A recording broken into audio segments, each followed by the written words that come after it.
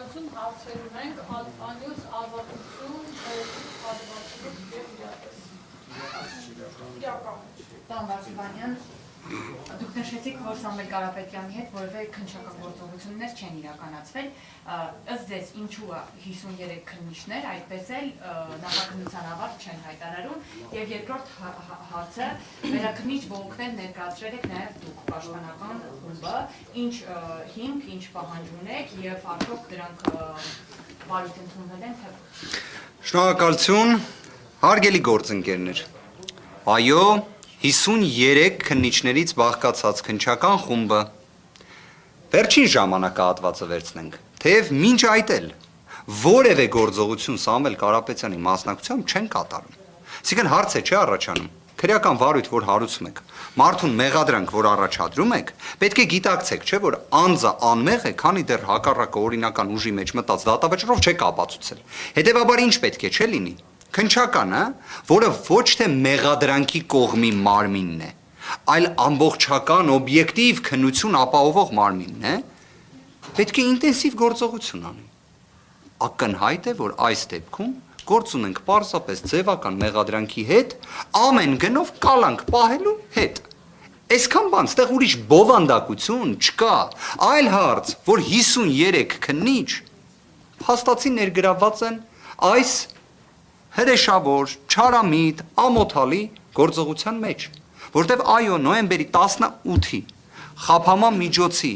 վերաբերյալ որոշման պայմաններում, երբ կալանքը երկարաձգվեց եւս 2 ամսով, քննչական մարմինը պետք է լիներ ամենաակտիվ, ամենաջանասեր մարմինը, բայց ունենք ճիշտ հակառակը, ունենք տոտալ անգործություն, ունենք ընդհանուր առմամբ ջանասիրության տապալում քննչական մարմնի կողմից, բայց զուգահեռաբար ունենք դատախազություն, որը օրինակ կարողանում է հունվարի 5-ին ոչ թե հանձնարարական տա կամ չգիտեմ ցուցում փոխանցի քննչականին, որ ի վերջո օրինականության հսկողությունը ապահովելով նենց անեն, որ քննչականը տեղից շարժվի։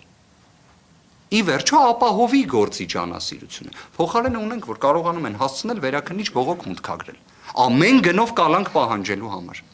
Հետևաբար, այո, որևէ գործողություն չի եղել Սամվել Կարապետյանի մասնակցությամբ։ Որևէ գործողություն չի եղել։ Ինչ վերաբերում է բողոքին, դատական ակտի վերաբերյալ մեր կողմից։ Այո, այն ներկայացվել է, այո, այն վարույթ ընդունվել է։ Եթե շատ հակիրճ ձևակերպենք, տրամաբանությունը հետևյալն է։ Մեր դիրքորոշումն է, որ այստեղ ընդհանրապես խաբհման միջոց պետք է կիրառված չլինի։ Բայց եթե նույնիսկ դատարանը հաշվի առնելով քննչականի դատախազության եւ ընդհանուր քաղաքական հետապնդման այս տոտալ մթնոլորտը, որը տեսնում ենք, եթե մի խաբհման միջոց պետք է ընտրի այնպիսինը, որ այն լինի համաչափ, բալանսավորված։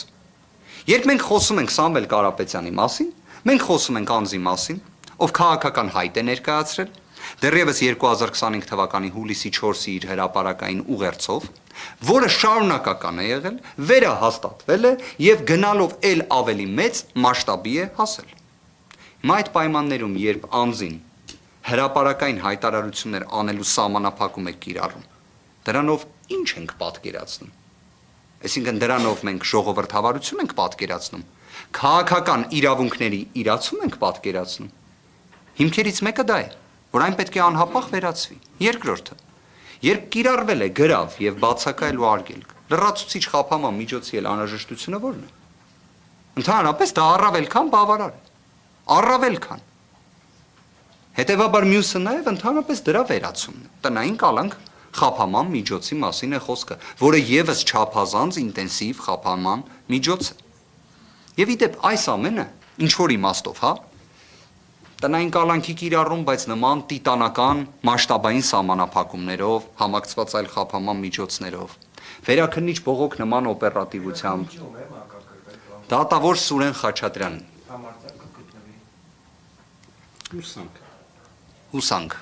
Ուղղակի մեկ հանգամանք նշենք։ Եթե պայմանականորեն այլ դատավորները քննարկում էին կալանքից անձին ազատելու հարց, հա, Սուրեն Խաչատրյանը դատավոր քննարկում է Սամվել Կարապետյանին կրկին կալանավորելու հարց, հա, այսինքն մի հանգամանք էլ հա բացահայտեմ,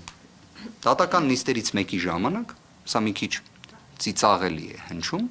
բայց ես սա ամենայն լրջությամբ եմ ասում։ Քննիչը եւ դատախազը հայտնեցին, որ իրենք ունեն անհանգստություն, որ եթե տնային կալանք կիրառվի Սամվել Կարապետյանի նկատմամբ, Սամվել Կարապետյանը կկարողանա լքել Հայաստանի Հանրապետությունը։ Այսինքն տնային կալանքից դուրս կգա եւ կլքի Հայաստանի Հանրապետությունը։ Եվ դա ասում էին ամենայն պատասխանատվությամբ։ Սամվել Կարապետյանը իդեպ դատական նիստի ժամանակ հենց, թեև մենք այսպես ասած լրջորեն մոտենում էինք, որ իրավական հակափաստարկներ ներկայացնենք, Սամվել Կարապետյանը սկսեց ծիծաղել նիստի ժամանակ։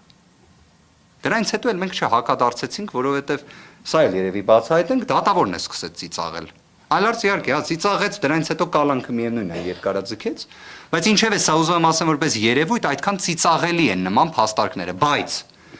կարող է հիմա օրինակ քննիչը եւ դատախազը լսում են մեզ եւ ասում են ոնց թե իրենք դա շատ մեծ լրջությամբ եւ պատասխանատվությամբ էին ասում։ Դեկտեմբերի 30-ից Սամվել Կարապետյանը տնային կալանքի պայմաններում է, գտնվում է իր տանը։ Իդեպ այս ժամանակահատվածում նույնիսկ մի քանի անգամ այցելել է բժշկական հաստատություն, կրկին վերադառնալով իր տուն։ Հիմա սենց ստացվեց, հարգելի իրավապահներ, երևի թե այս անգամ էլ ընդունենք, որ սխալվել էիք, լավ կլինի իհարկե, դրանում վատ բան չկա։ Հիմա օրինակ իրենք ինչ էին ասում, գործընկերներ ջան, պատկերացրեք։ Ասում էին 2025 թվականի հունիսի 18-ից, որ Սամվել Կարապետյանի նկատմամբ եթե կալանք մի օրով էլ չկիրառվի,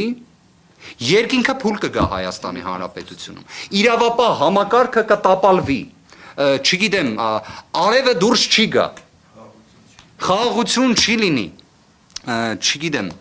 էլ ինչ կարելի է մի տենց ողբերգական մի բան պատմեմ, հա, տիտանական մասշտաբի։ Հիմա նենց ստացվեց դեկտեմբերի 30-ից կալանավորված չէ Սամվել Կարապետյանը։ Ես օրինակ առավոտյան զարթնեցի, բացեցի պատուանը, որ տեսնեմ արդյոք երկինքը փուլ է եկել թե ոչ, փուլ չէր եկել։